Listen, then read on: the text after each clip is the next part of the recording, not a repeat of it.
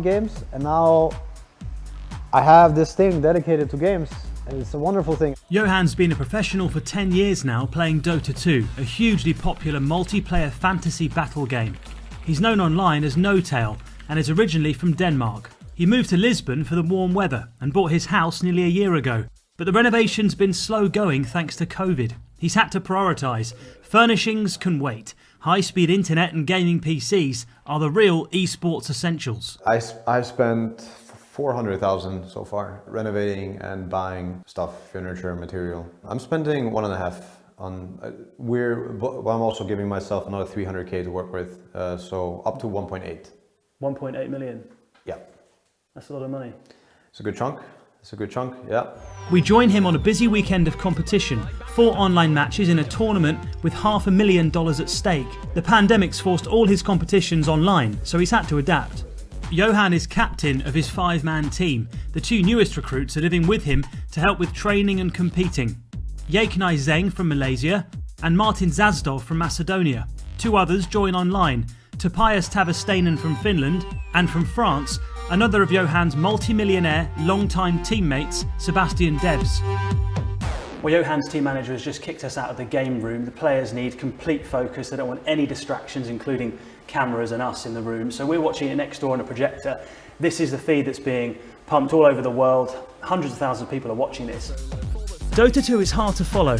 In a flurry of spells and fireballs, we watch as Johan's OG team trounce their opponents. Under the tier balls, they just call it. They just call it. They are done. Right now, Johan is doing post-match interviews with the casters on the internet. We can go in.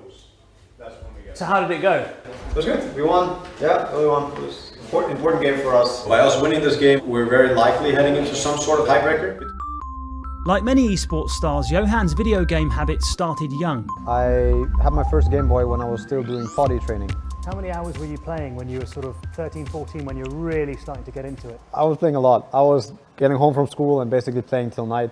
Up to 12 hours, sometimes more. During weekends it was more. I'd be playing 20 hours if I could. At the age of 13, 14? Yeah. My mom was also pulling the plug, and this is when I was getting maybe a bit of pushback because they were worried about my health, and also they started worrying a bit about my future. I struggled a bit with school from 15 to 17, and or like late 16, and I just quit after that. I never looked back.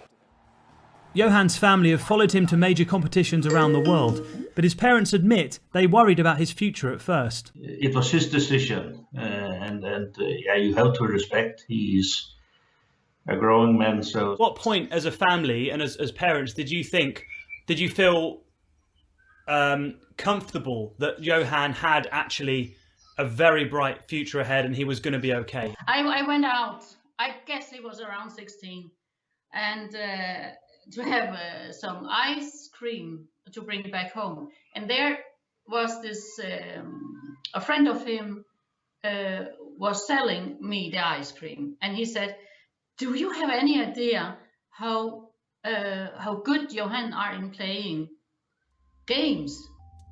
And he is one of the best gamer in the world." And he said, "What?" The tournament that made Johan and his teammates mega rich is Dota 2's The International. It's by far the most lucrative event in esports, with a $34 million prize pool the last time it was held. The Fortnite World Cup, only held once so far, had $30 million. The next 2 events topping the list are League of Legends and Call of Duty. But the pandemic has hit some esports events hard. Physical competitions have been cancelled or held without crowds, whilst others have gone online. When you go to a big stage and there's a crowd, it's a lot easier to feel that this game really matters. There's a lot of eyes on this game. It's like the blood starts going, the adrenaline is there. How much intensity is there at the high level of your sport? There's a huge dark side to this, and it's the mental strength that it can take. And there's also the group aspect to it that amplifies it and can amplify it and make you feel terrible. I get negative myself. I get very sad. Like, sadness is my number one enemy, and he keeps saying hi to me. But the same way, when my team is doing good, I feed off it. I get very, very happy, and it goes the other way to the other extreme. The mental strain on Johan is something I didn't expect on our visit. Many gamers see him as living the dream. And if we lose the fight, yeah, we lose the game. But if we win the fight, we win the game. What they also don't see though is the large team around him. Johan's supported by a growing staff that forms his OG brand. There's social media managers, sports psychology trainers, even a full-time chef. Johan and his teammates are looking ahead and hoping for the return of the international this summer. Martin hopes that with Johan leading him, he too can lift the trophy for the first time. You came second, didn't you, in international before? Yeah. What did it feel like to miss out? At that point, it was like my first year professionally, so I had this feeling of content, which I don't know, I now kind of hate that I felt it that way. Because yeah, this was my first international back then, and I got to the final, I'm like, holy shit, what just happened? You know, I'm playing in the final, and I'm like, if I was playing in the final now, I would feel so much differently. I would like, maybe this is my last chance, I need to try my best. And I have no regrets that day. Helping and coaching other players is how Johan is hoping to stay in gaming once he retires from competition. All right, that was a money shot. Did you get that? At 27, in esports terms, he's old. Yeah, how long have I got left? I think I got plenty of years left. I used to be young, now I'm the old one. I don't feel old yet at all. I still feel, it really still feels like I'm 20 and we're just getting started. I may not be the best player in mechanical skill, but damn, I know how to make this work.